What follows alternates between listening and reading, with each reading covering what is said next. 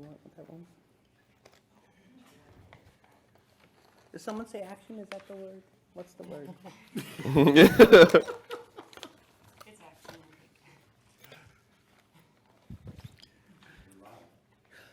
Live? Have a gay day. Hello, everyone. Hi. So this is our celebration of 50 years since Stonewall.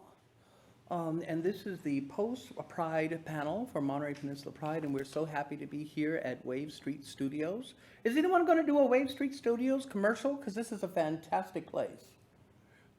Yeah, so they have live studio audiences. They have all sorts of food here, and they reached out to us right after we had done the, or just before we did the Women's March, and that's how a lot of us found out about Wave Street Studios, which is really trying to support progressive nonprofits, and so they've done a fantastic job. So thanks for tuning in for us. So we've got some panelists to talk about some stuff. So I thought that we would start by just introducing ourselves. So why don't we start on your end? Okay. So you're going to say, I shouldn't need a script for this. you're going to say your name and your pronouns. Two identities. So one identity will be an LGBT type of identity and an identity that intersects with that, because the theme of our event was intersectionality. Intersectionality. Okay, fantastic. So two identities, and then here's the big question. I think I sent it to you all. So you get to choose one in your opening statement. Either a seminal event in our history since Stonewall, could be anything between then and now, or an LGBTQ plus hero that you have. And I've got cheat sheets. Okay. I'm Paul Richmond, pronouns he, him, his, and I identify as gay, and I'm an artist, so that'll be my second one.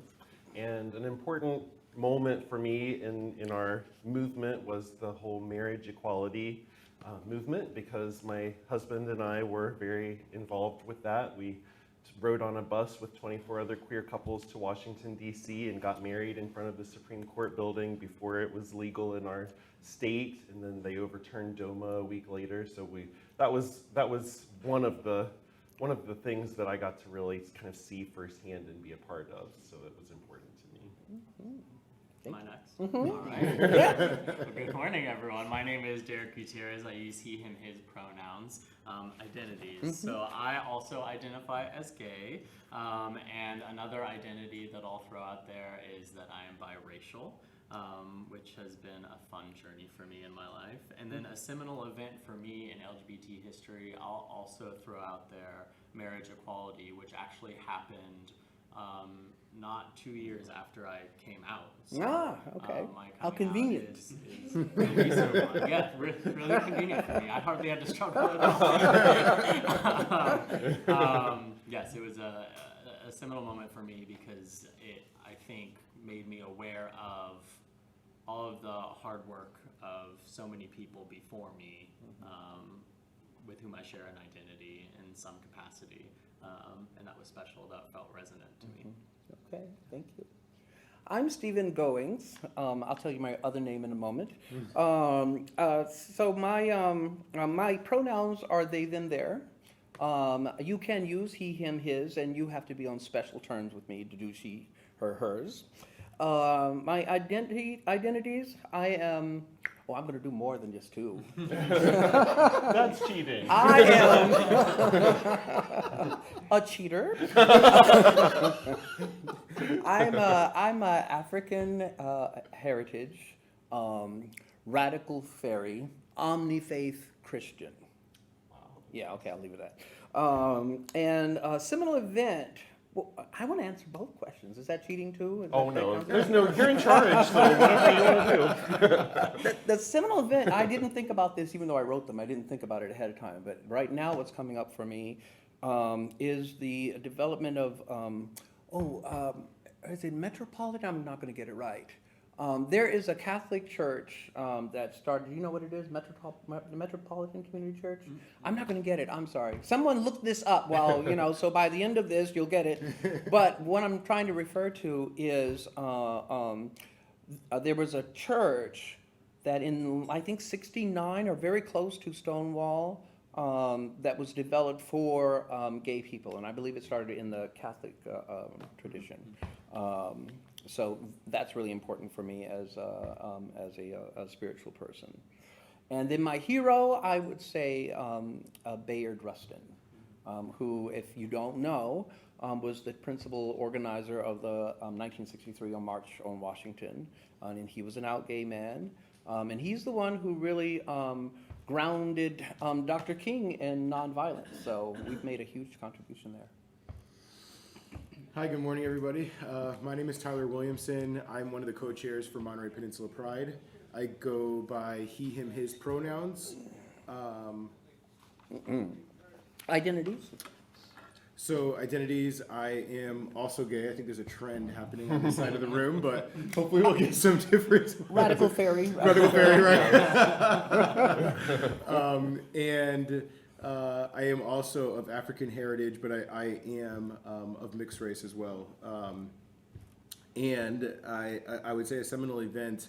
So I went to the Naval Academy in Annapolis, Maryland, when I first started college, and I was not out at the time, but it was during the Don't Ask, Don't Tell policy while that was implemented. And so there was definitely some experiences that I had while being there that pretty much changed my life in regards to finishing school there and leading me to beautiful Monterey. So. Okay. Well, thank you. Good morning, everybody. My name is Ricki Parada. She, her, hers. I am transgendered, male to female. I transitioned in 2014 on October 22nd, and I could almost probably remember the time, down to the 100th of a second. And because it was the best experience, it was the best decision I made of my life, and since then, I've had the best experience being alive. I was always a very confused individual of why am I a woman trapped inside of a man's body? How can I claw my way out of it? So my solution was to go racing. My parents were avid motor sports enthusiasts, and it was probably an unhealthy reason, but when you do this, you cover up your face and your whole body, and you can be normal like everybody else. So I did that for many years, got addicted, and then still couldn't fight it, and had to change in 2014. So my other identity, I guess, would be a racing car driver, mechanic, and also motocross racer and go-kart racer. I've raced all kinds of different cool little fun racing machines over the course of my life. I've had, I like to call, a no-excuse upbringing. My parents, mom and dad, very loving, gave my brother and I everything under the sun that we could ever want. So that served as a very good distraction again. For the illusion of happiness, right? More of a surface area happiness versus a core happiness. The inspiration, the tipping point that helped me decide, right? We have to talk about this, what did you call it, the term? The seminal event? The seminal event for me was interesting. Since I was in the entertainment industry, motorsports industry, Lana Wachowski came out, and I was watching the news, and Lana Wachowski is one of the directors of The Matrix, and she came out as a transgendered woman with the bright orange hair behind the podium, and I was something just snapped in my mind. When I saw that, I thought to myself, this individual has all the same pressures I do every day, and they're being looked at, scrutinized. There's a giant crowd of people staring at them all the time, regardless of whether it's Hollywood or motor racing. There's no excuse for me not to do this. So Lana inspired me, and also Caitlyn Jenner, because Caitlyn Jenner comes from a competition background as well. So I was like, there's got to be something, there's got to be a correlation between competition, being in the public's eye, and doing this. So that's my story, and thank you so much for coming and listening to us. I'm Mickey Welsh, and my other name is Michelle, professionally. I have identified as a lesbian since 1966, 3 years before Stonewall. I have been with my partner now for going on 45 years. Woohoo! Now spouse. Mm-hmm. Whoa. Oh, right. After 34 years. My identity as a lesbian has gone through various changes over the years. I've identified since 1966, but times have changed so much, so has my identification, all for the good. the intersection, mostly for me, has come by also being a lawyer and professional. And being a lawyer and having my own practice, how far out of the closet do I go? The gay community is not big enough to sustain a law firm. So there was always a balance between coming out and working, as I have done, through the ACLU since the No on 6 initiative in 1978. Having that balance between being a professional and being a lesbian gay activist. Some of the seminal events, I must say, was the No on 6 campaign in 1978. I just graduated from law school, and I looked around in our community for who it was that was opposing this awful initiative, which would have banned gay school teachers and would have also required school districts to fire anybody who supported those gay school teachers, not only the teachers themselves. It was a terrible initiative, the Briggs Initiative. And so I was working against that, and I looked for the organization that was working and organizing around it, and it was the American Civil Liberties Union, the ACLU. Not a single person in that organization who was working on that issue at that time was gay or lesbian. Mm-hmm. That impressed me very much, and I realized more deeply than ever that our freedom as gay and lesbian people is deeply and connected necessarily to the freedom of all people. And that for all these straight people to come out and work that hard on defeating that initiative really helped form my career as a lesbian and my career as a lawyer. So that was one seminal event. The other, of course, was going up to San Francisco in 2004 after I'd been with my partner for nearly 30 years and marrying for the first time. That marriage was valid for 8 months before it was voided by the court. So there for a while, people would ask me if I was married. I would say, yes, I was married once for 8 months between February and August of 2004. And wait and see if they get it. So thank you so much for being here and for sponsoring this wonderful event, both yesterday and today. Well, Mickey, you are now a constitutional lawyer, is that right? I am. And I'm wondering, so Ted Olson, wasn't he the lawyer, one of the who were in the suit that actually brought us same-sex marriage? Yes. An arch conservative.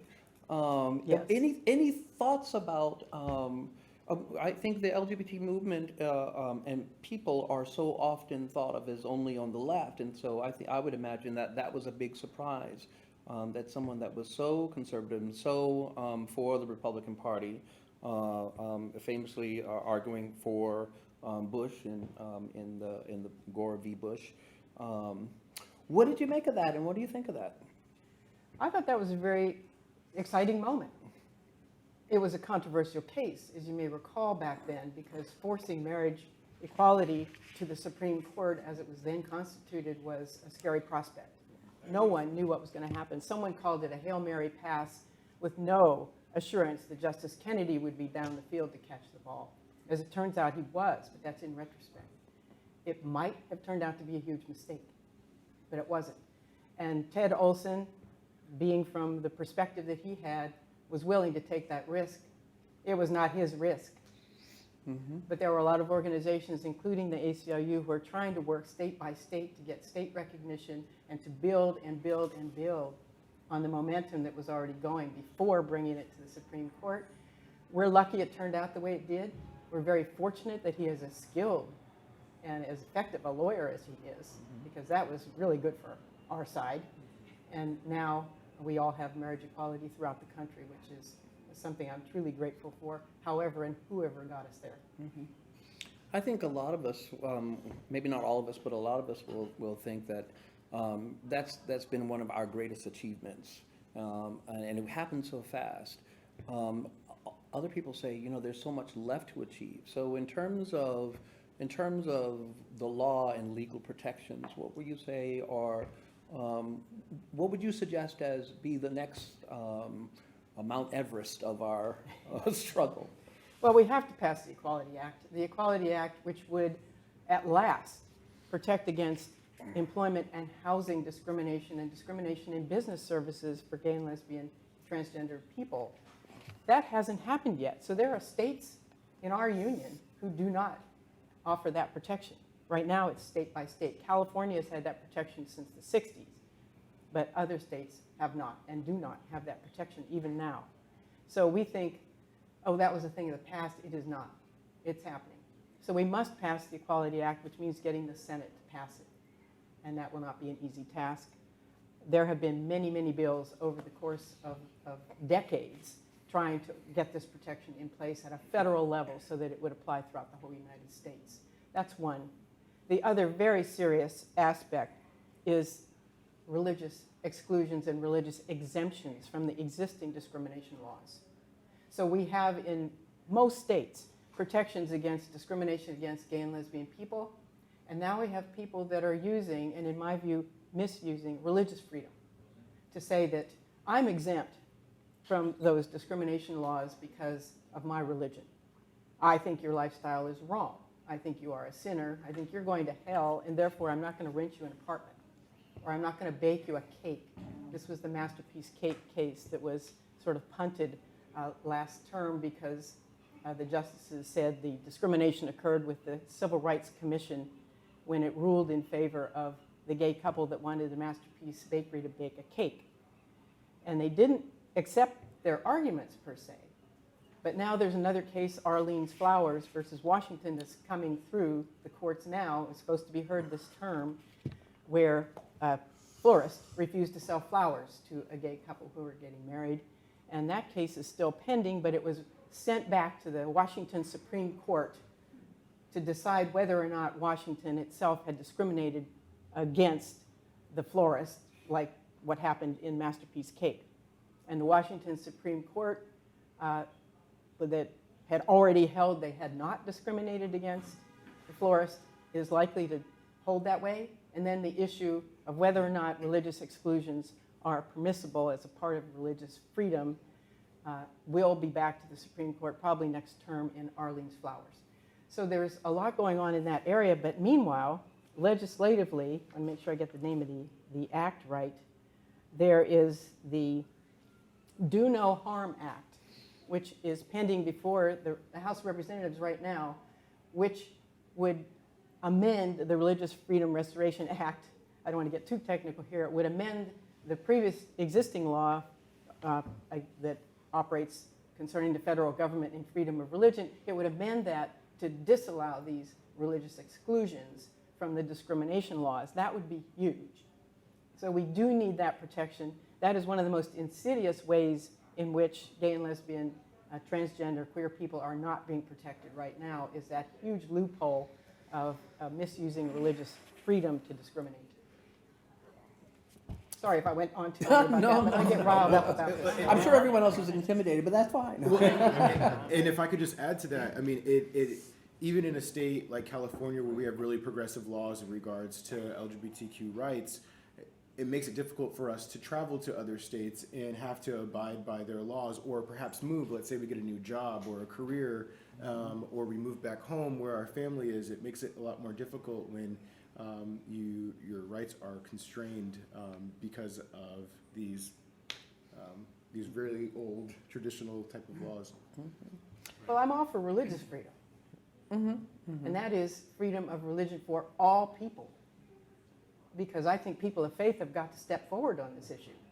People of faith have got to say that is not our faith. That is not true religious freedom. And I think that's starting to happen. It hasn't happened as much as it needs to. Yeah, I get some emails from an organization called Faithful America, which is always looking at precisely these types of issues. I wanted to check in with you. So you came, Tyler, if you don't know, Tyler is the co-chair of Monterey Peninsula Pride, and he's really our de facto leader and has been for the entire time. Didn't you come out a little later in life? I did. How old are you now and how old were you then? So I'm 31 now. I think I was 26 when I came out. 26 when you came out. I was 26. And you're 31, so you're 5 years That's right, old. yeah. Don't say that too loud. I don't want Ivan to hear you. Just a baby. I'm a young one. I'm 5'2". Yeah. Were you listening October 22nd, 2014? Did you know your date as well? Yeah, so I mean, even after that whole experience of me going to the Naval Academy and getting kicked out, I didn't even realize that it was because of my sexuality until I came out. You didn't realize what? I didn't want to accept it, that fact that I was gay. And so it wasn't until 2012 when I was working on the Obama campaign, they hired me and I was responsible for the entire city of San Francisco. And they put the office smack dab in the middle of the Castro. And so, the front office, the office has like these ceiling to floor windows with just these beautiful men walking by all day. And I ended up getting some volunteers. That's called there. confirmation.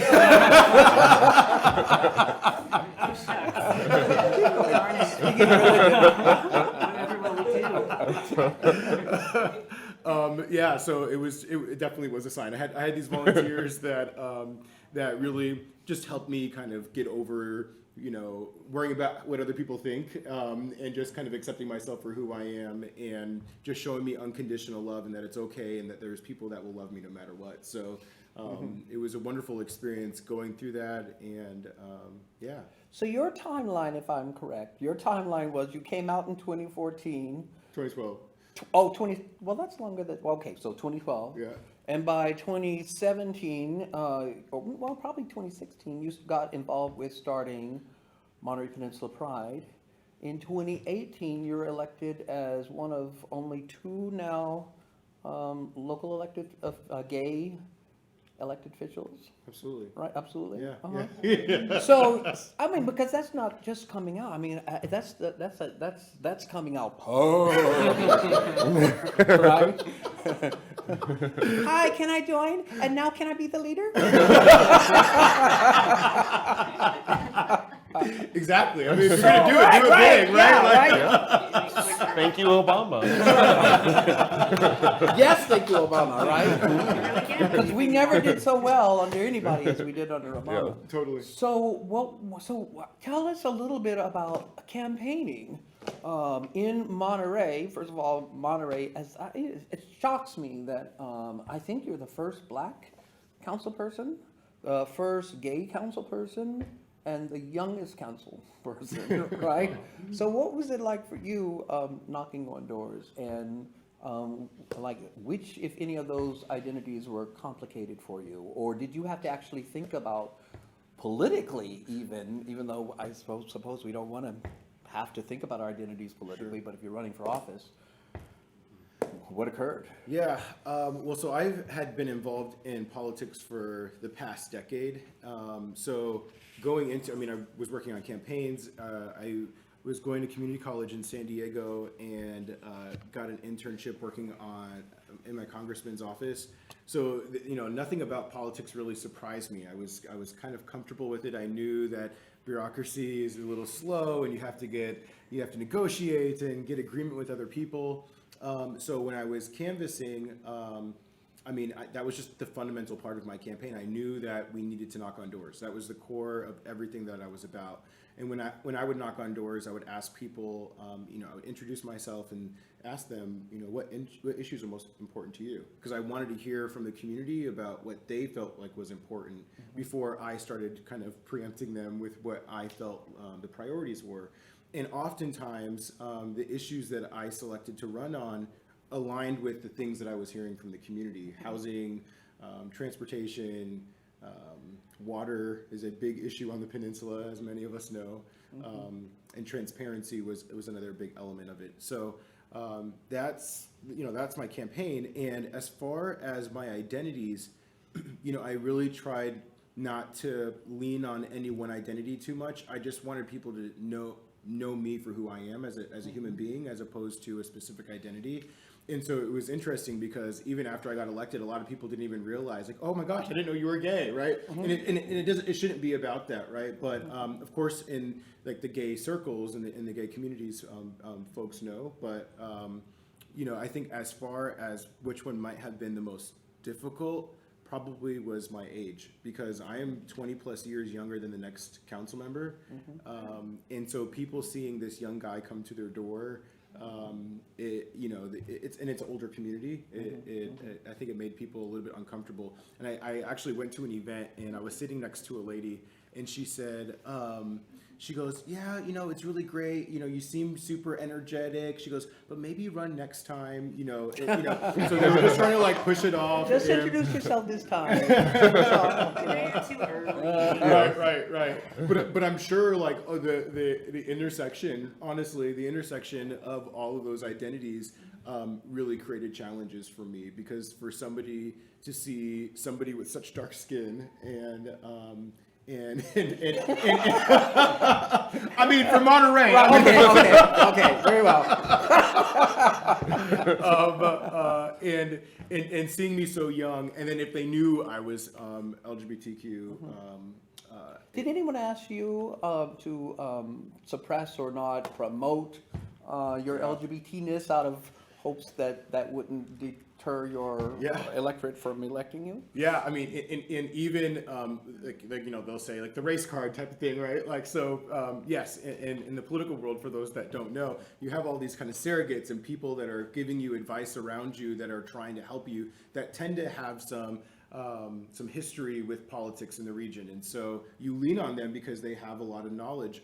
And I had a good handful of folks that would share with me, don't talk about this, just try to stay on point, which to a certain extent, I found some validity. And I didn't want to make my race about, my identities per se. I felt like that was just going to show naturally through who I am. And part of my bio when I was running is that I identified that I was one of the leaders for Monterey Peninsula Pride, right? So it wasn't like I was really hiding it. So we found a way to put it in there without putting it in people's face directly. So. I'm still had the spotlight on you just for a bit. I'm going to move in a moment.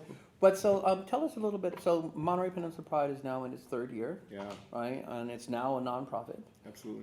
So what has been the greatest challenges so far for the organization? So because the LGBTQ community is so diverse, people come from such different thoughts of how we should move forward as an organization, as a community. And the fact of the matter is that the people that make up Monterey Peninsula Pride can't speak for everybody in the LGBTQ community. So it's trying to find that right balance and trying to meet the needs of our local community, which is difficult in and of itself, because we do have an aging community here, which there's a need with LGBTQ individuals going into nursing homes and having to feel like they have to go back into the closet because of how they're being treated by the organization. Then you have young ones who, maybe their parents aren't comfortable enough and they're not willing to accept them for who they are, or even going in through the education system and just having their struggles there. So, we have this really expansive needs within the community that we're trying to figure out how to fulfill. So one of the things that we did over this last year is that we approved a 5-year strategic plan, just to kind of bring focus of what we're going to be doing over the next 5 years, because we want to do a lot more to serve the LGBTQ community than just hosting an annual Pride, which is great. Mm-hmm. It's a great foundation, I think, for all of us to get together and our allies to join us on a really special day, on a special weekend.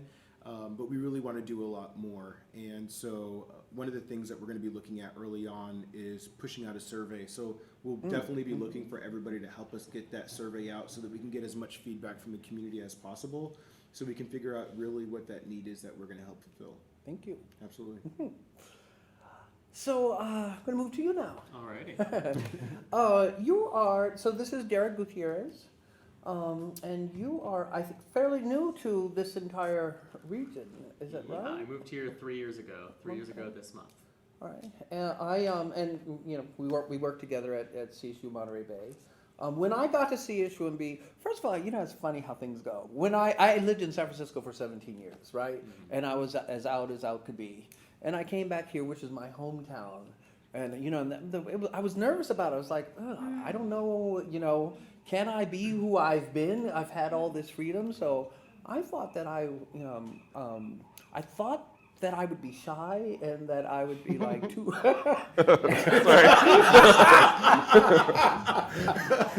Guffaws everywhere. Right?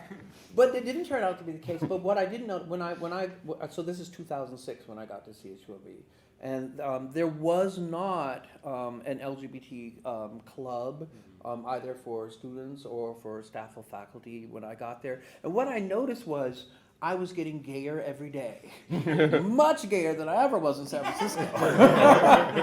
And the difference was I was just being myself in San Francisco. Here, I felt like I had to actually signal that I was gay just to carve space. Because there wasn't, so I got myself a Powerpuff backpack, sashaying everywhere.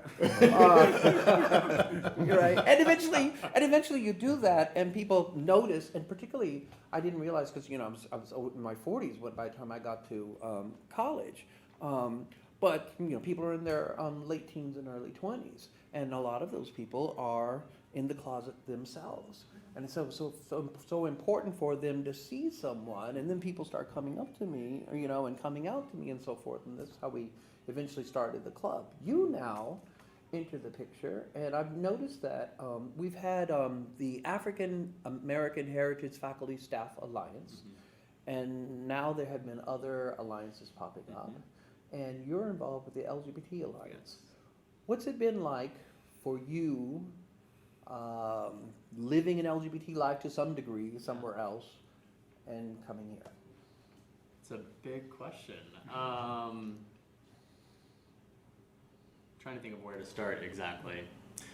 I'll start in the middle, I guess, so to speak. So moving to Monterey and working at CSUMB was like a healing balm for me. It was like a salve. Before working at CSUMB, I was working at Biola University, which is a faith-based institution down near Los Angeles. And I don't have bad things to say necessarily about Biola as an institution, but it was a very toxic environment for me because it's a very conservative evangelical Christian university. And I chose to work there after graduate school, after having coming out, and kind of putting one foot back into the closet because I knew that it would be a good professional experience for me. And I was right about that. But it was a performance for me. It was having to go back into the closet, having to step back into that. So when you were talking about the Religious Freedom Act, that I felt the weight of that. So although I was living in California in a state that has employment non-discrimination laws, I didn't feel safe because my institution I knew, right. even if I were to come out to the wrong people, right? Because in any place as big as university, you're going to find your allies and find your people and find your niche. But if the wrong people found out, I was living in pretty constant fear of losing my job. And so I knew there was a timeline for how long I wanted to be there. And so I began a job search and ended up at Cal State Monterey Bay, go Otters. And I remember getting there and sort of the opposite of what you described to yourself happened to me. It was like, okay, I can stop performing. I can stop code switching and worrying about how I cross my legs in front of people and all of this nonsense.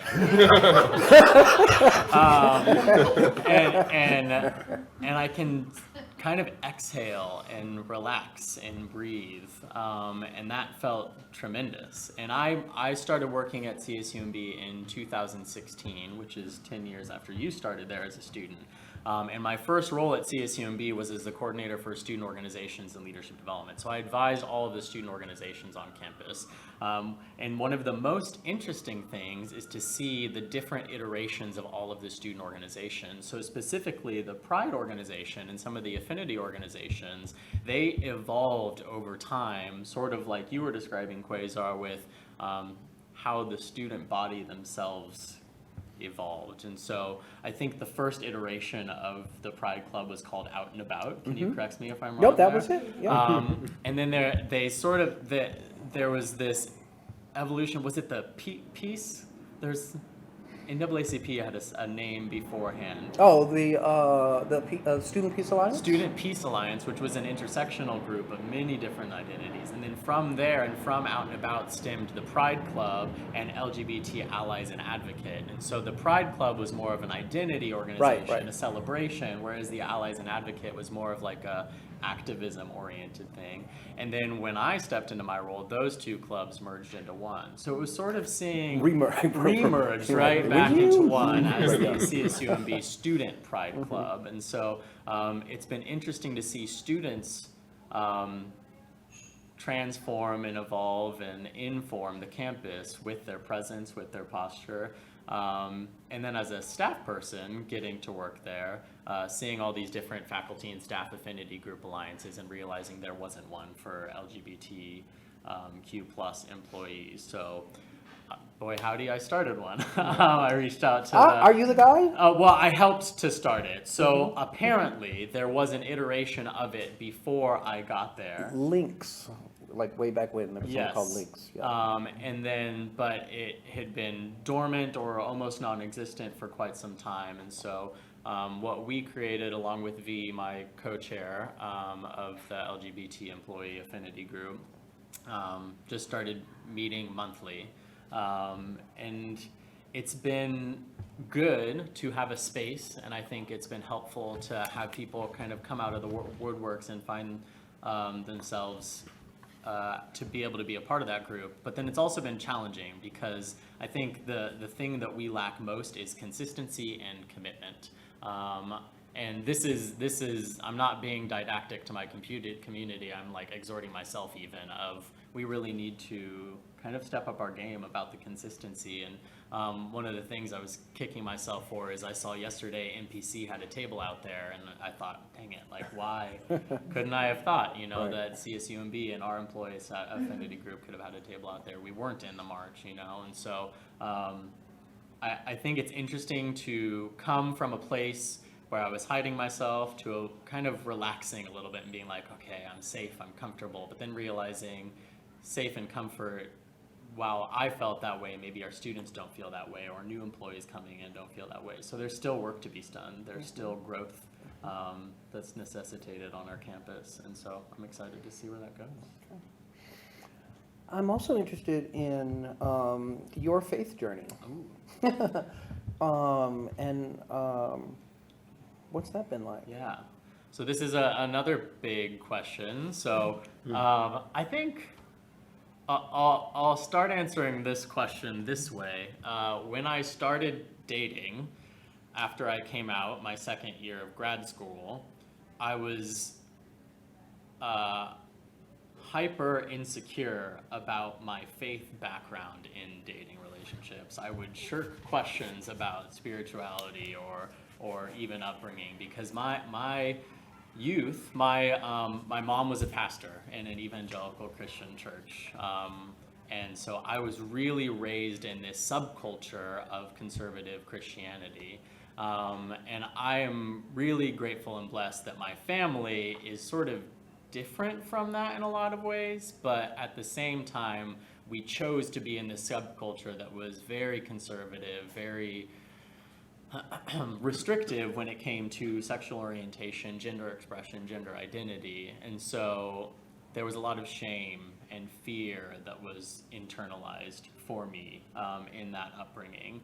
But even as I was sort of forging my own path and developing my own self-confidence and learning to love myself, which is still a process that I'm engaged in, I was choosing to continue to place myself in this community of going to faith-based institutions to get my education, which I love my education. I feel like I got a good one, but it came with its own baggage. And so your question is how has my faith developed, or what does my faith look like? Well, I'm also interested in how, so one of the things that's been most controversial for us with the Monterey Peninsula Pride has been whether or not uniformed police should be marching in the parade. One of the things that came up for me as a surprise was as we were having those conversations, a number of people said to me, well, they have a problem with our interfaith welcome. And I had to sit with that for a minute, and I said, well, okay, that makes sense. I mean, because there's all that There's so much religious-based homophobia, transphobia, all that sort of thing. Right. So what was it like for you seeing that we have that? And did you think that was a good thing, a neutral thing, a bad thing? Yeah. Like how? Yeah. In my opinion, that's a great thing. It warms my heart to hear about it. It makes me so happy. My spirituality and the way that it's developed, when I was growing up, it was first and foremost a communal act. It was living in community and in partnership together. It was not necessarily an individual personal thing, but it was a collective thing that we all did together. Corporate singing, corporate worship, corporate prayer, corporate coming together and giving people casseroles when their families died, right? That's what my faith was. And a lot of that was good, right? I think I can honestly thank my religious upbringing for my ability for self-reflection, my ability for listening, my abilities for even speaking in some ways. I learned that in a church setting. But with those good things came so much toxicity. So when I came out and when I sort of had this tension between conservative viewpoint from my culture where I was a part and then this identity that I was developing, I had to deconstruct all of it. I couldn't leave the aspects of it that were good for me. I had to burn down the whole forest. And so that communal aspect for me has been lost in a lot of ways, and I grieve that. That's tragic to me. But as I've sort of reordered and recultivated and redeveloped my spirituality, which admittedly is a little bit more universal in nature at this point, I think I'm again beginning to realize the importance of community worship, community prayer, community singing, however we define that, right? A community posture of reverence, of recognition, of purpose existing outside of ourselves, of questioning, of searching and seeking that which is most human in all of us, our ontological essence of worthiness.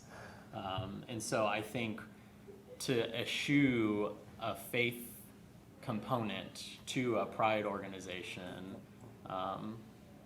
is to leave a big part of all of our identities. So if we're truly talking about being intersectional, I think worldview and spirituality is necessarily a part of the discourse. That's one of the reasons why I brought up Ted Olson, because I never want, or at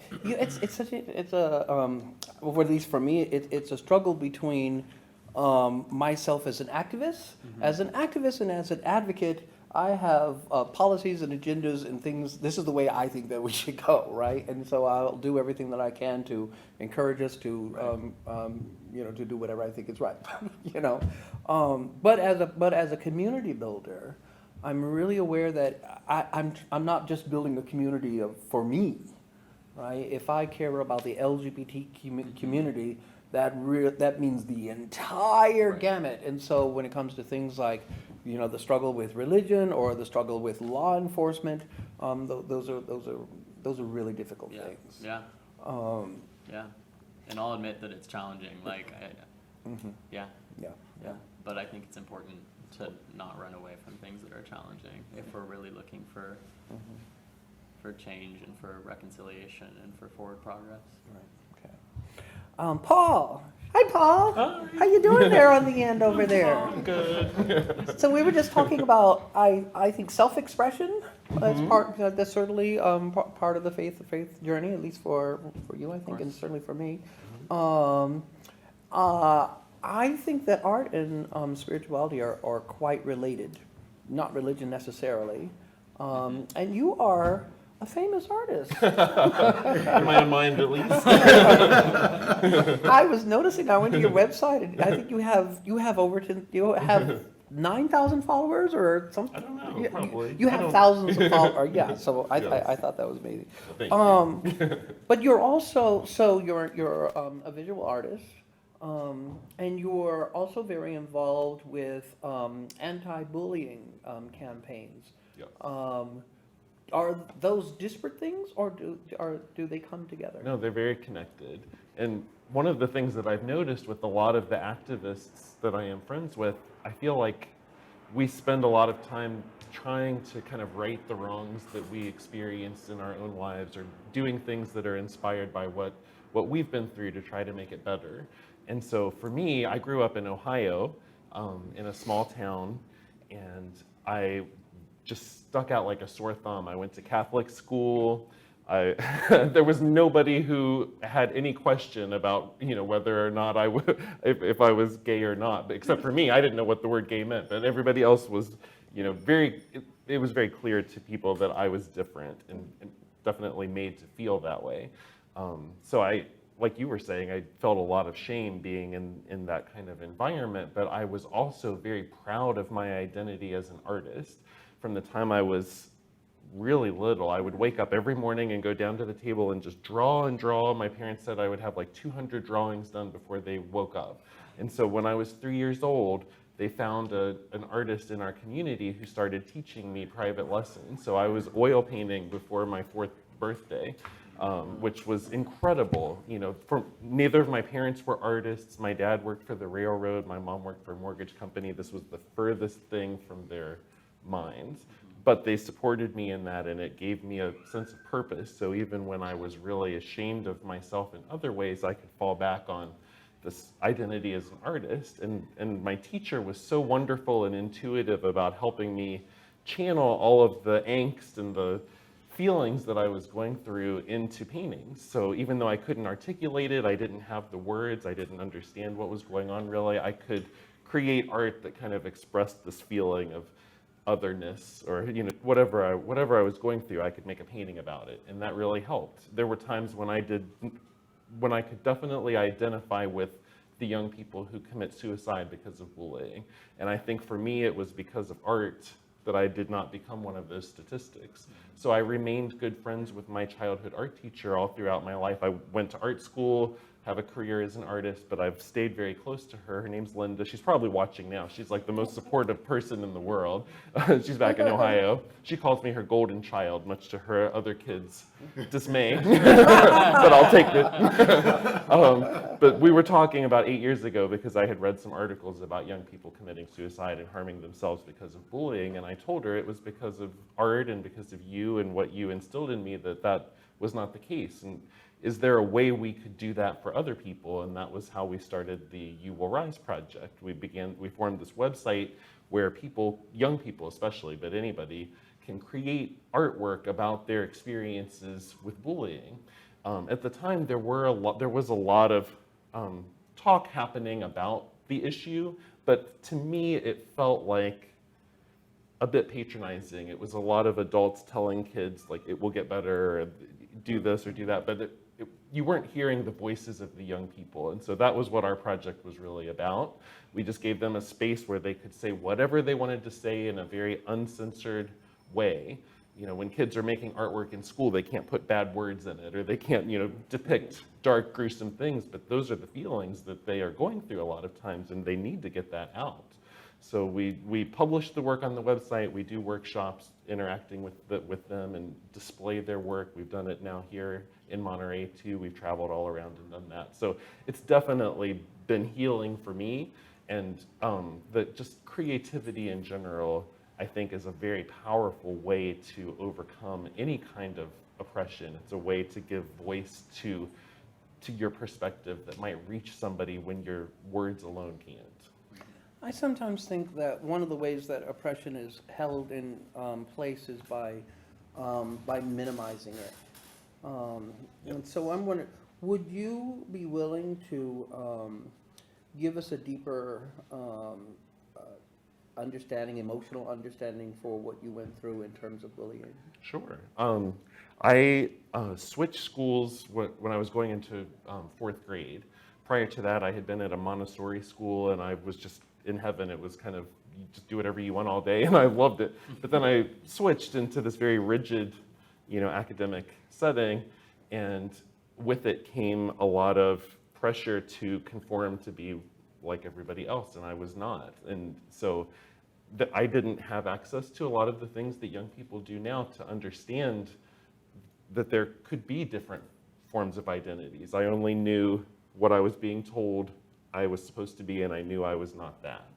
And then to compound that, there was a lot of physical and also verbal just bullying that occurred every day, and kids calling me names that I didn't totally know the definitions for, but I was too ashamed to even talk to anybody. I couldn't tell my parents because I knew that that was something that they wouldn't approve of. My dad was a hardcore Republican conservative with the Rush Limbaugh bumper sticker on the car. We listened to Rush every day.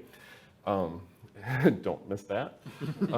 So I was getting and in religion class at school, that was really the only exposure I had to learning anything about homosexuality, and it was not good, what I was being told there. So I just felt like there was this really dark, terrible thing inside of me that was being validated by the messaging from everywhere. And so, I don't know, I think that a lot of young people who don't have a way to vent that just internalize it and carry it around, and it becomes a part of themselves. Go ahead. No, I'm just going to say, how did it stop? For me? Mm-hmm. Well, when I didn't come out until I was 22. I went through the whole art school, process and loved it and learned a lot about art, but I went to art school in the same community where I grew up, so I didn't feel free yet to really explore that side of myself. And I think it was Tyler who was talking about the power of denial. You can have all the signs and it can be completely obvious to everybody else, but until you're ready to accept it, you don't. But at the time, I guess for me, the survival method was venting what I could in probably a very coded way through art, and then just focusing on the parts of myself that I could be proud of. I worked very hard and did well academically. I was, very proud of being an artist and got a scholarship to go to art school. So I was I figured, well, this part of my life is not going to work out so great, but I can just be really great at this, and I kind of just put all my energy into that. And so for me, coming out was really interesting, because then it was kind of like recognizing that there were going to be things about myself that people would not be okay with, and I had to accept that. And I can recognize that in other young people who are at different stages of that process. It's just really, there's something about, everyone's experience is different, but that feeling of shame is just so strong and so powerful, and it's so unnecessary. Mm-hmm. I imagine we so often get gender identity and sexual orientation are so often conflated. Mm-hmm. So it's interesting when you say that everyone seemed to know that you were gay.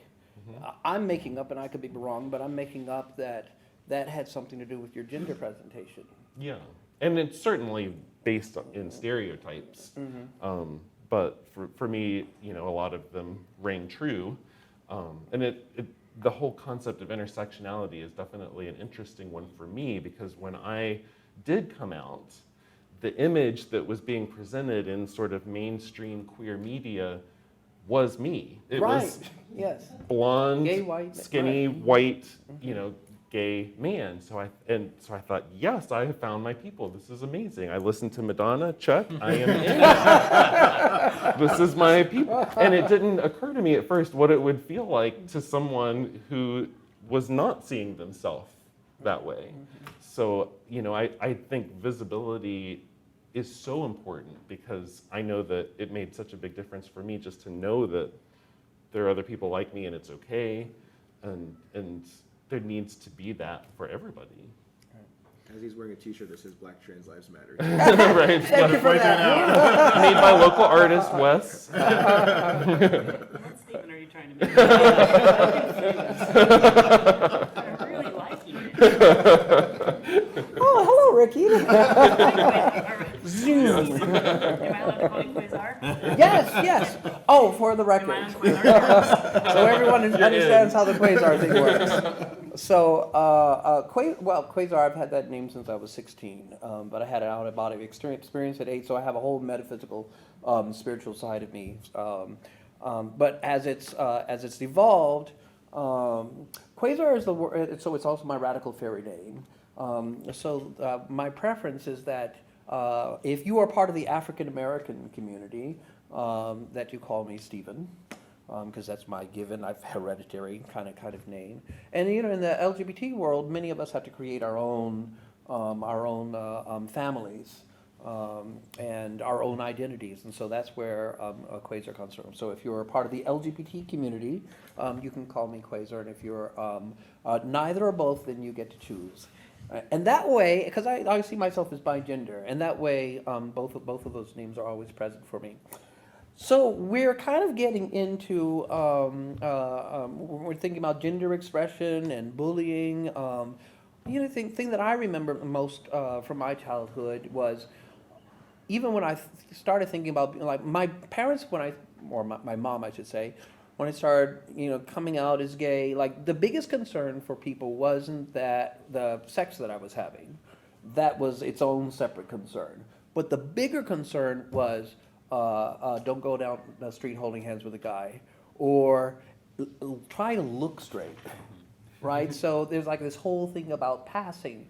And so it's always seemed to me that for as difficult as it is being a gay person, doing anything other than the gender expression that is the norm is an intensifying experience. So I think that transgender people and people who are conforming in terms of their gender, I think they have it a little rougher. And I'm thinking, Ricki, that you may have had both experiences. I have. Right, so you were biologically male, correct? I was born a male. I Born was a assigned male. male at birth. Right, assigned Yeah. male at birth. So, what was can you give us an idea, what was your gender expression like as a child?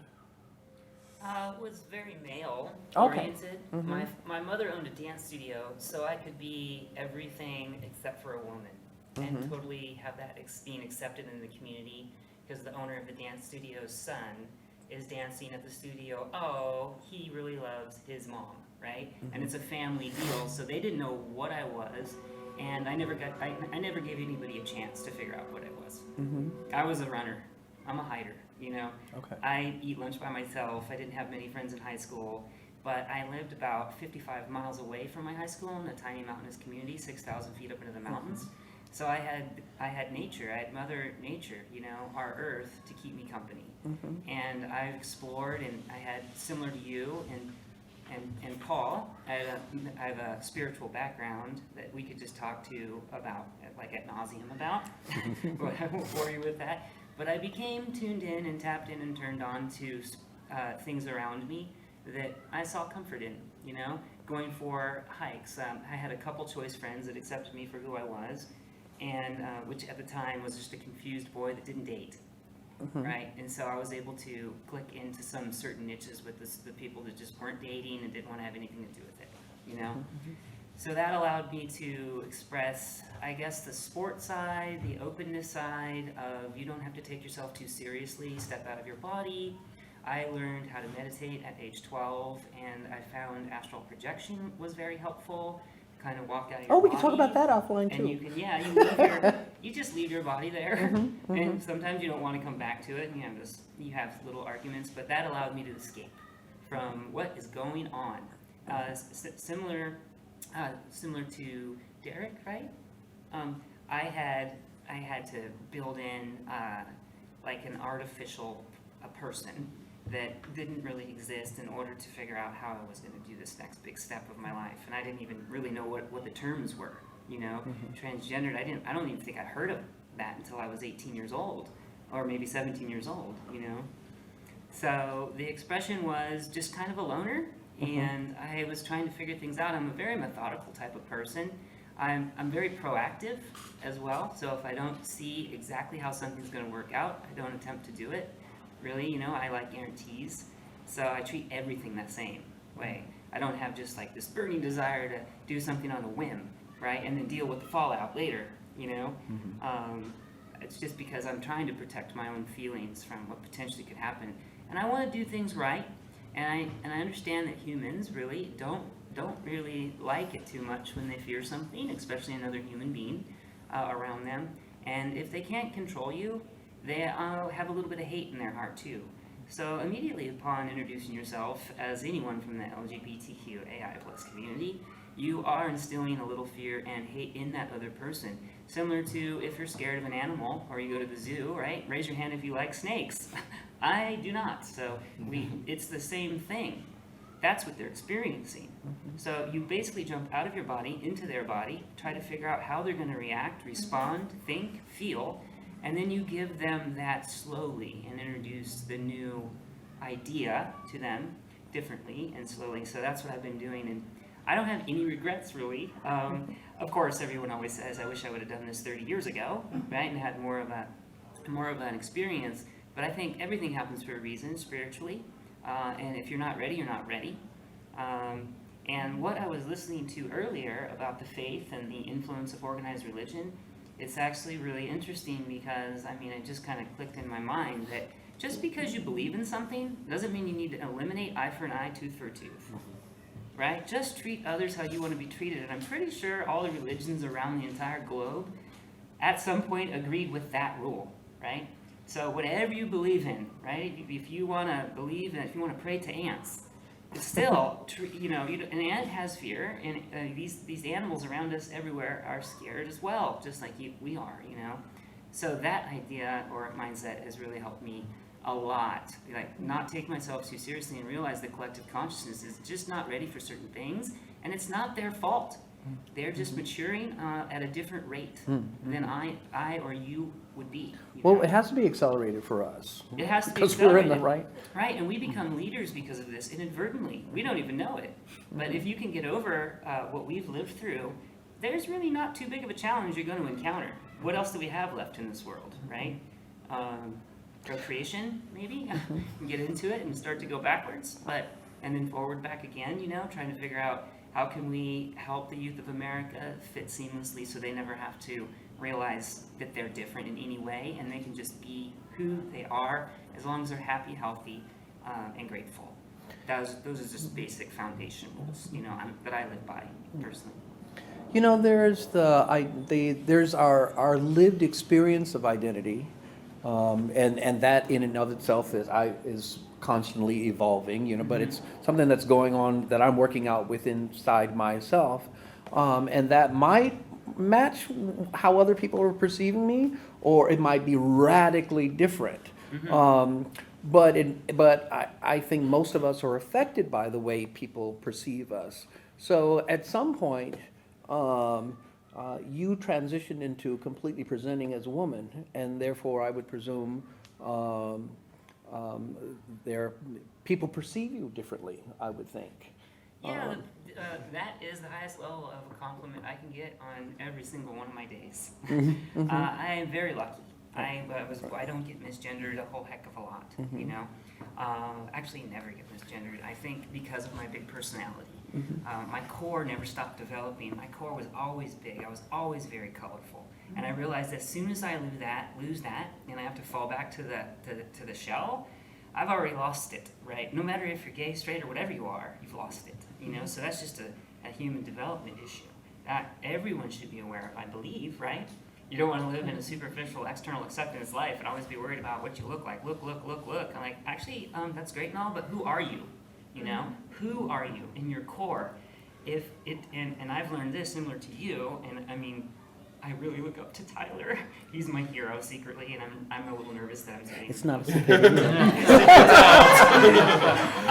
Tyler is his hero. Her hero.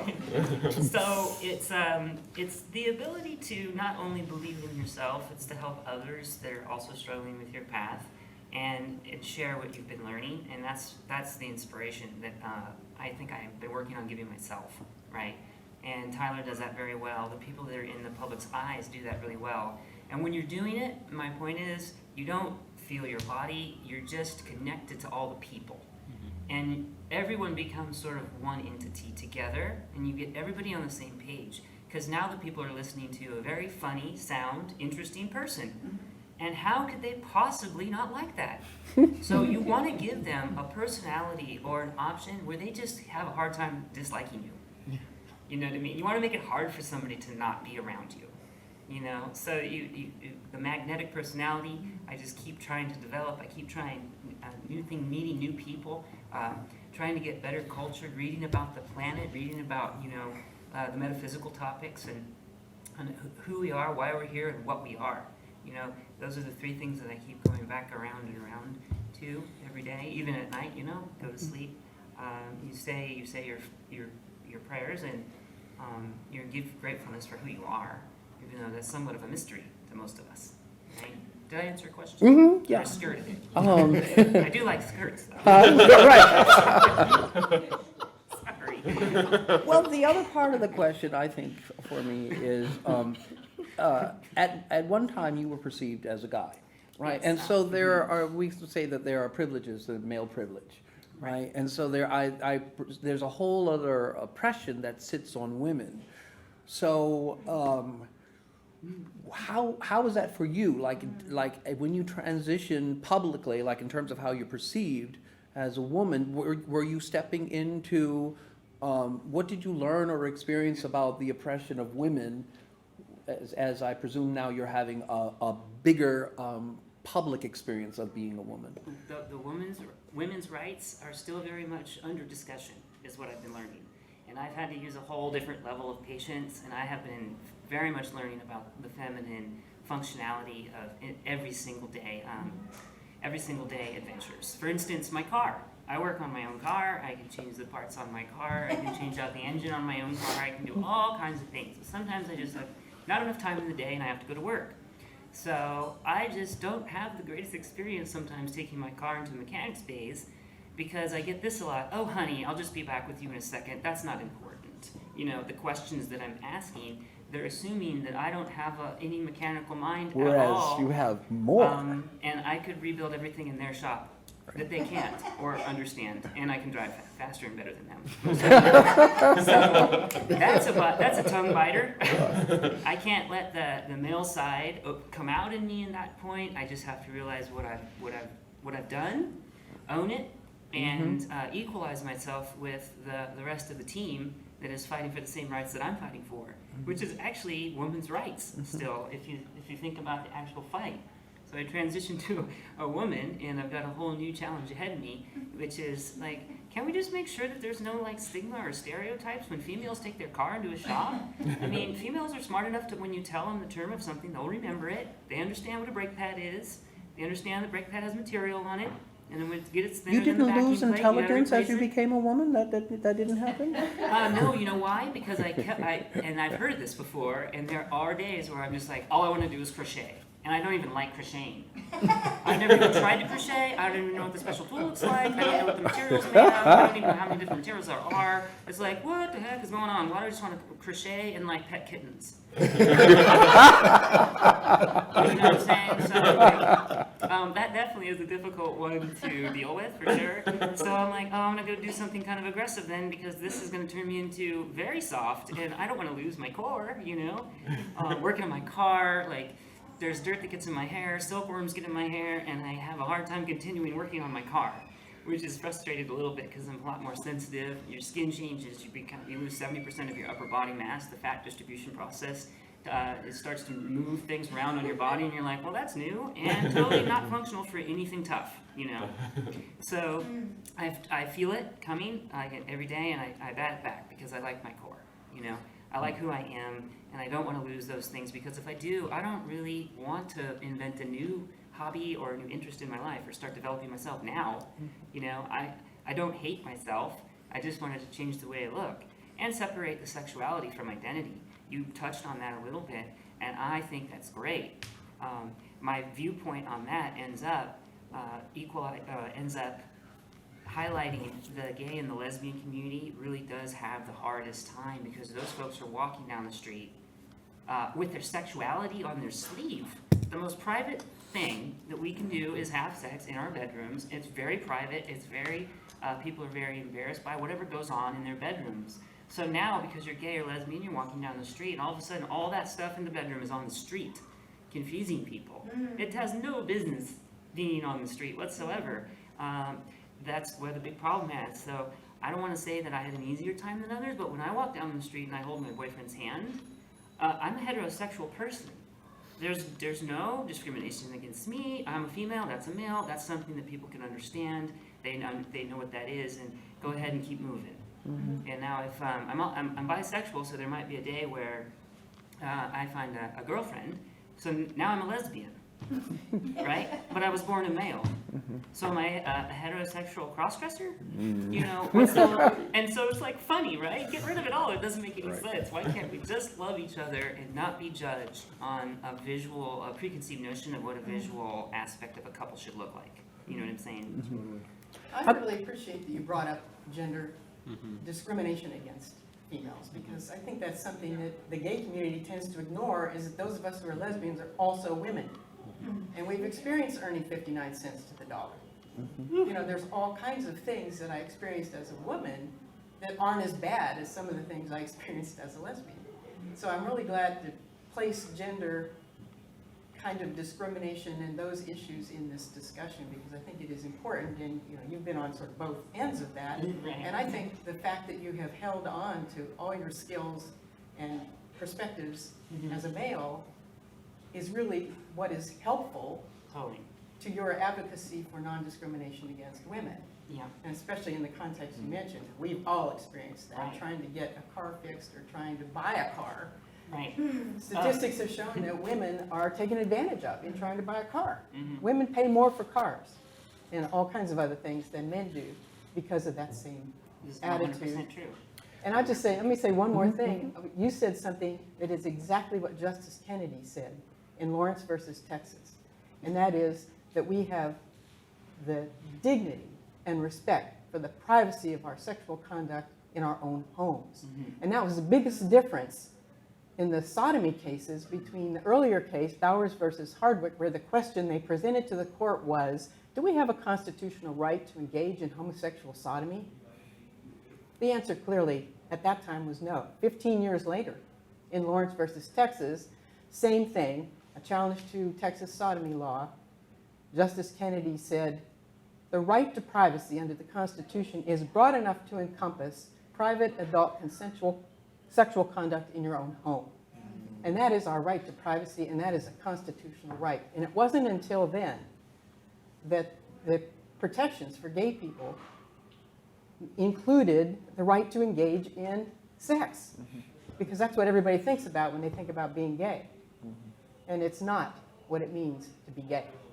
Correct. So It's frustrating. I think Justice, my Yeah. point and the reason I'm talking is that Yes, what you totally. said was exactly what Justice Kennedy was talking about. And I'm so sorry he retired from the court, because all the gay decisions, all of them, including up through Windsor and Obergefell, were decisions by Justice Kennedy, including Lawrence versus Texas.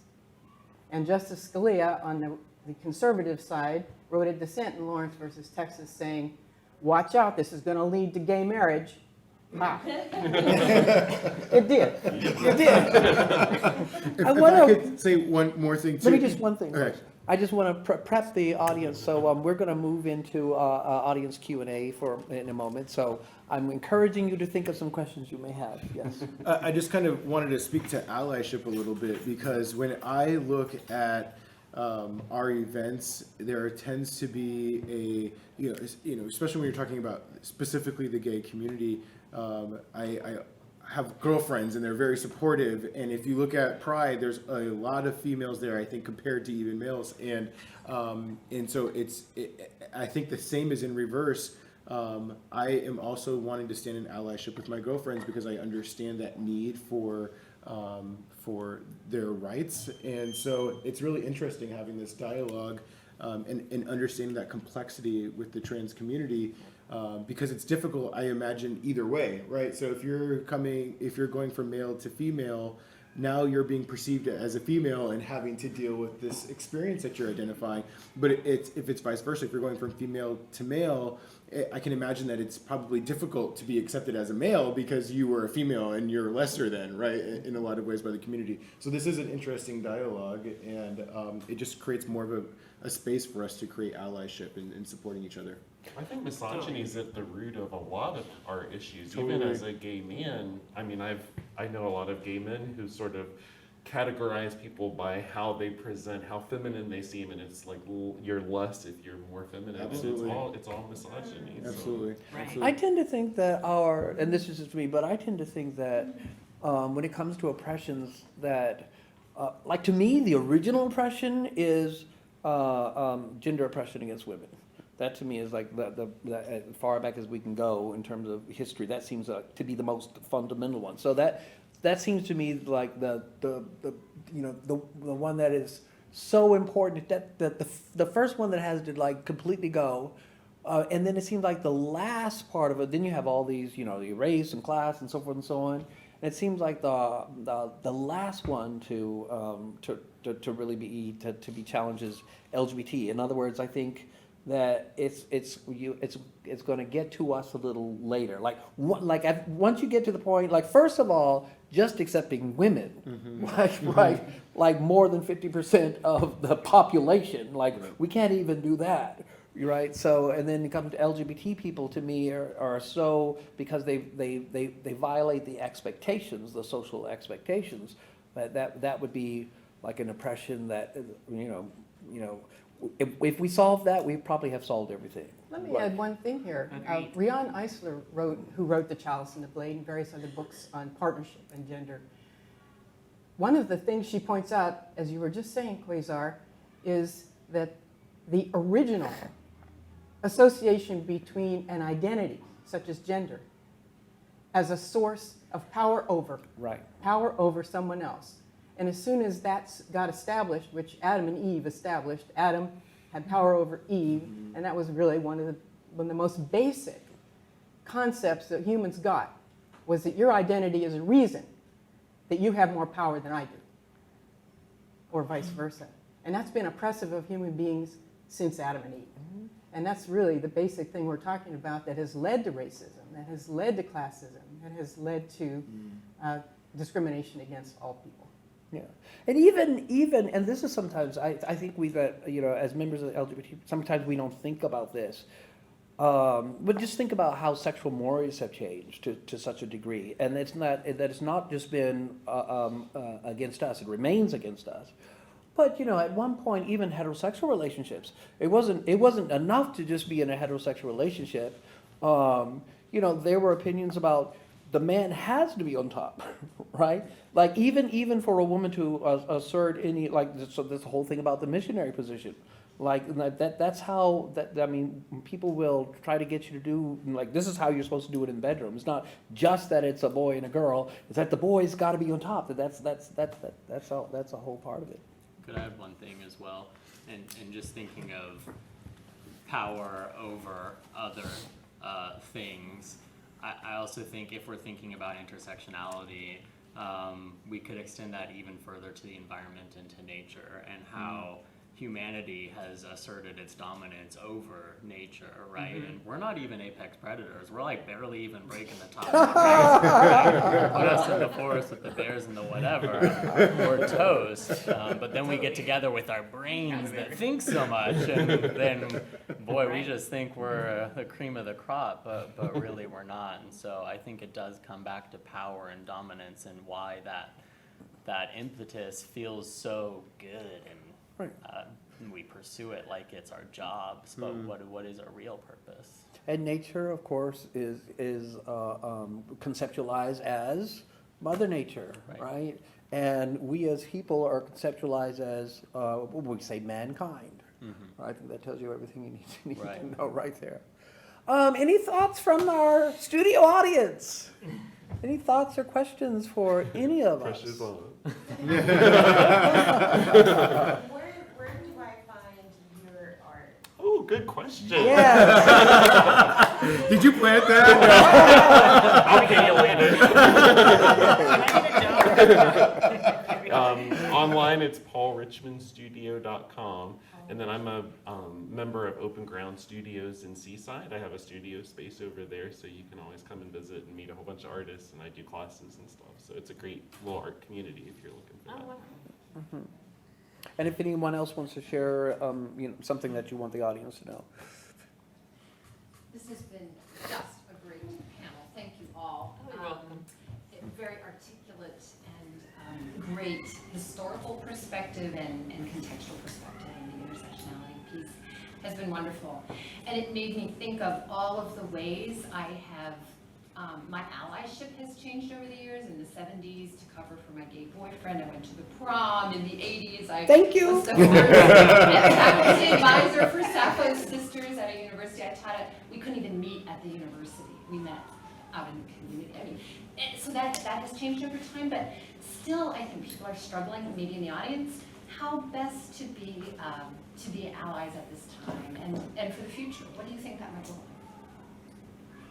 You know, talk about it. One of the things if you remember the Prop 8 campaign in 2008, one of the things we did to try to defeat Prop 8 was to go around and talk to people as openly gay people, because one of the main things it's been now researched is that people don't know gay people. They don't know they know gay people. And so if people are talking about it, are out, and talk positively about their gay son, their daughter, their friend, their niece, nephew, it makes a difference to people to know someone who's gay, as you were saying, and, Right. and is an interesting, person that's just a human being, and you can't escape that fact because there they are. And keep a close eye out for anyone around you that you work with or anybody that might be an acquaintance that's going through it and not being standoffish from that person. You can always help that person. That does not mean you're gay or anything like that. It just means you're a good human being. I noticed that a lot around me from the racing business. All the wolves just kept backing up, and they disappeared into the forest, That would be the highest, the support network of my friends, the 300 people that work in the motor race industry that I lost out of my cell phone pretty much over the course of 4 years. They not very supportive. The racing business is very ego-driven, so it's a good example to help highlight this point. So to answer your question, even the slightest little rainbow sticker in the cubicle that you do support it, you come out to stuff like this, I would wish this whole room would be filled up with people next year, and there's people like in line waiting, and we maybe sell them popcorn because they get hungry while they're waiting. That would just be a goal. I would make the popcorn organically. It would just be great to have that experience, because I think Harvey Milk said it best. If we would all just come out at once, there would be no problem, null and void. It would just go away right away. So we're trying to do that, right, slowly every day by, I think, to answer your question, just helping, lend a hand to somebody that's going through it, One of the things that was said by one of our committee members when we're planning for Pride is, when we're trying to figure out how we can help the community, she was identifying how her child said, well, we don't need anything because younger generations are, more accepting, and they just feel like, why are we making a big deal about it? And so I think that there's a space there to really educate younger ones more, because if they don't recognize that there's still some problems that we're going through, I think that's part of the experience. And when we're speaking about allyship, I think that JT Mason, Anita Crawley are good examples of what it means to be an ally. So they developed an organization called Whites for Racial Equity, because they feel like they should be the ones fighting for racial equity, not people part of the African American community. And it inspires me, because I kind of want to create like men for women's equality, Yes, right? yes, And so it's those absolutely. experiences where you're taking that leadership because you come from a place of privilege, where it allows you to speak to it from a place where perhaps none of us could, because we're part of that community. I'm going to answer in terms of in-group allyship and out-group allyship. And what I mean by that is we use the shorthand gay community, right? So a lot of us just out of a habit. But of course now it's the LGBTQ plus, et cetera, community, and that's important for us to remember. I'm not a lesbian, right? I'm not transgender. In our community, even though we've put all these letters under one rainbow, that doesn't mean that we always get along. And so I want to look to our community and say, we need to be better allies to each other, because there's still discrimination by gay people of transgender people. There's still misogyny in gay males.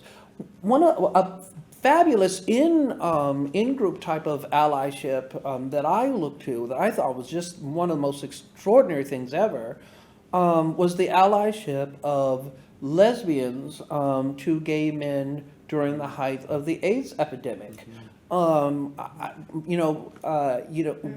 Lesbians for a good period of time, I think many lesbians ended up being much more involved with the women's movement than the lesbian movement because of all the misogyny within the gay community.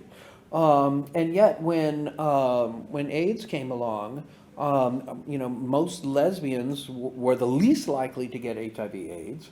Gay men were just about the most likely, and they swarmed into the community as in the almost traditional roles of women, really helping, caretaking us, and it's from that point really that we start saying the LGBTQ plus community. I'm glad you brought that up, because I have to tell you, the first time I was living in Philadelphia in about 1970, and I went to a meeting of a gay organization. I wanted to get involved. I walked in the door and I saw 2 or 3 women and the rest of the room men. They asked us to make the coffee. I'm not kidding. Right? Yeah. So I never went back to that organization. You're gonna wear the coffee. So, You wanted to wear it. times have changed a It's a lot. little different. And Yeah. yes, I mean, here, we began the AIDS legal referral panel here in the mid-'80s, when AIDS was a new thing. And it's been a privilege and an honor as a lesbian to be able to have helped the gay men who were affected by AIDS and HIV in those days and still. So I think I'm that- glad you brought that up. It's been an important thing. I think allies like you are a really great example for all of us, because really what this is about is being able to be empathetic with somebody who might not be exactly like you. And so, I don't know that we can necessarily tell you exactly how to do it. You could probably teach us, but just thank you for everything that you have done, and people who are a part of this community, especially young people, look for those little clues that tell us that someone is going to be on our side, and we latch on to those people and they help us get through. So it sounds like you've been that for a lot of people, and thank you. Yes, thank you. So I didn't manage, thank you, yes. I didn't manage time as well as I'd like to, so we're at 12:30, but I want to, if we can go a little late, first I want to ask, is there a last burning question from anyone?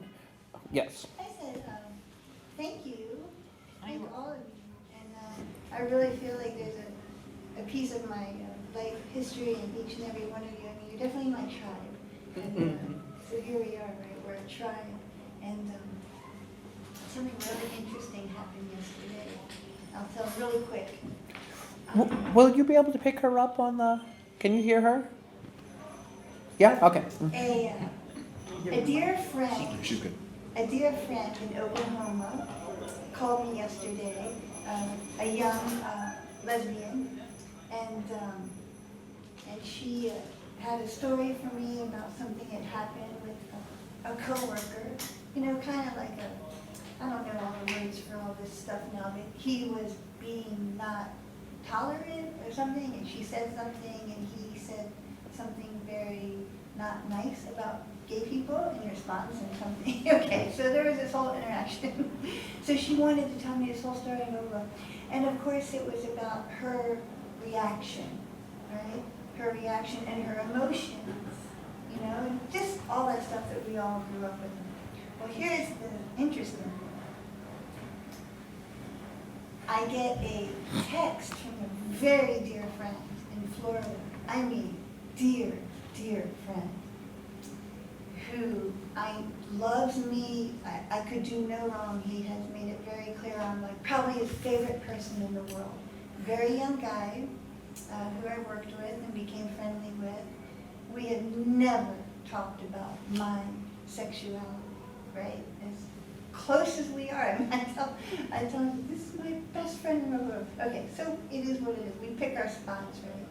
And where to come out, and I was so activist and stuff, and groups in school and stuff, college and stuff, and LGBT groups. I don't even know what we called them back then, but whatever. And but so this young man, my dear friend, texts me. He just got a ticket to California, a plane ticket to come visit. Because of course I'm like, come visit, because I recently come back home, right? So the moral of this story that I hope I kept short enough is, well, here's this young man who has no idea about me. Well, he has a gay brother. My young friend is Muslim, and his parents, well, are Muslim. So they have a very hard time, as a lot of faiths, it doesn't matter. It's just one of them. He just happens to be Muslim. It doesn't even matter, right, to the story. And very hard time with his brother being gay. And I don't know. I just think the two things and the gay pride yesterday and everything coinciding to me was fascinating. And of course, just that whole thing about our core came up for me in this talk, our core in all these decades I've been living through all this. And what have I been developing, right? My core, Yes. right? And so I chose to do, it's like there's just something to me powerful about my friend knowing me first, deeply, and then for it to be time to be like, Ray, guess what? I'm one of those things that your brother is. And his brother's here in California. So he's about to go through all this. And I just think it's a beautiful thing. And thank you also. Are you welcome? Thank you for sharing your story. Thank you for the story. It's totally different when it's a human being versus a concept. I Yeah. mentioned my Rush Limbaugh loving father earlier, so you can imagine coming out was not a great situation there. But before my dad passed away, if I would go over to visit him and if my husband wasn't with me, he was mad because he loved my husband Dennis so much.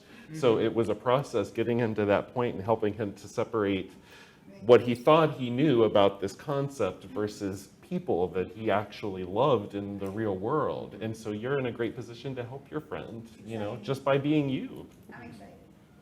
And so same last question for the panel. So any burning last thoughts that anyone wants to share? Oh, I'm sorry. Go for it. I dubbed the panel. I was also, I came out later in life. I was 29, almost 30, and I'm 38 now. So I think people always had an inkling that I was bi, lesbian, but I had never voiced it or never spoke it until after I was already a parent when I came out. And my family, mostly my son, is so supportive. And I just want to say thank you guys all. And You're welcome. Thank you. Thank you. Well, I would say that I don't feel like we, and I hope this doesn't sound bad coming from one of the main organizers, but I am kind of sad that we didn't talk more about yesterday, just because I'm still kind of elevated off of the experience from yesterday.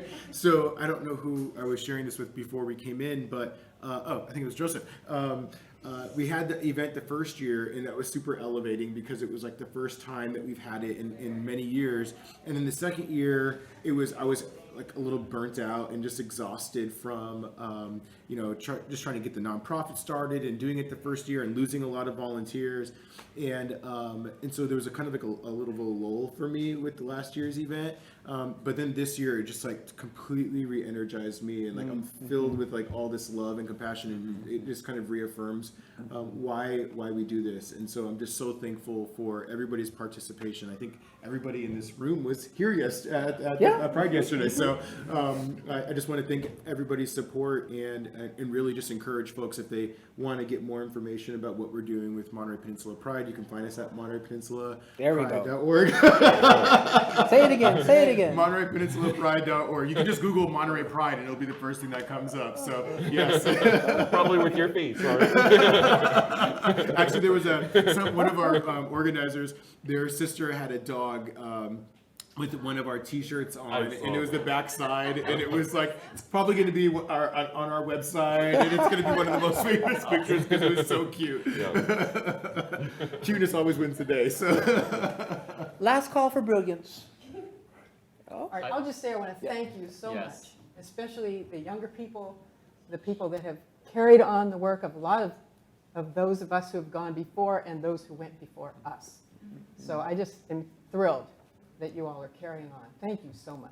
And Feeling is thank you- mutual in reverse. Thanks for leading us here. So, in a lot of ways. And thanks to Quazar for organizing this panel. Absolutely. Yeah, thank you. And thank you, studio audience. Have a gay day.